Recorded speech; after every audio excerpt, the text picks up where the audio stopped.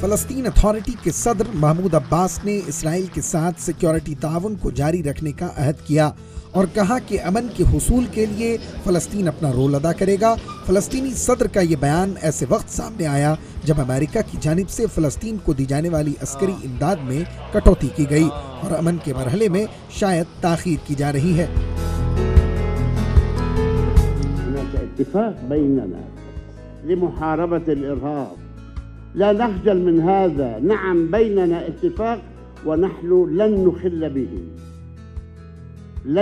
به إطلاقا، لأنه إذا خلينا به لا يبقى شيء.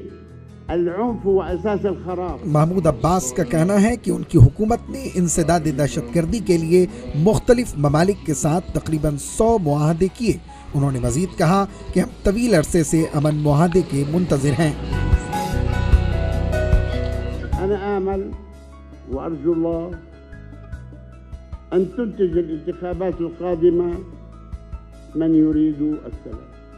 قابل ذکر ہے کہ امریکہ نے فلسطینی سیکیورٹی فورسز کو دی جانے والی امداد کو اس وقت بند کر دیا جب گزشتہ ہفتے دہشت گردی کے روک تھام سے متعلق ایک قانون کو منظوری دی گئی۔